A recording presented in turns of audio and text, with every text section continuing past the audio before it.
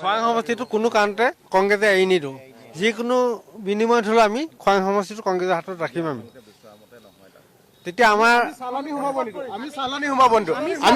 সোমাব নিদিওঁ। এটা কথা, তেখেতে আছে তিনিচুকীয়া লাইপুলিৰ পৰা খোৱাঙৰ সমষ্টিত কিয় আহিছে? তেখেতৰ নিজৰ জেগাত খেলক, আমি লোকেল লোক নিদি আমি চালানি কিয় দিম?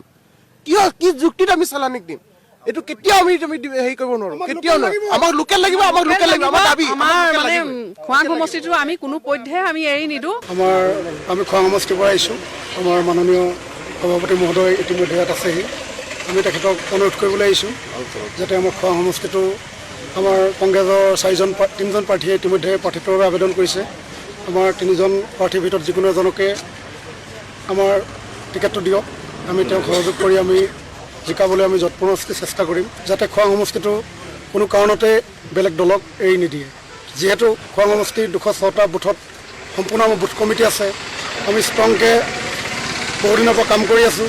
আমাৰ এটা শক্তিশালী ভেটি আছে আৰু এই সমষ্টিটো আগৰ পৰা খোৱাঙত কংগ্ৰেছৰ হাততে আছে আৰু আমি জিকাব পাৰিম। সেয়েহে আমি যিকোনো কিম্মতৰ বিনিময়ত এই সমষ্টিটো আমি এৰি দিব নোৱাৰোঁ। মিডিয়াত দেখিছোঁ লুৰিণজ্যোতি গগৈয়ে ইয়াত প্ৰচাৰ চলাই আছে, তেওঁ পালোৱে বুলি বজাই আছে। সেইকাৰণে আমাৰ মন ভাগি গৈছে।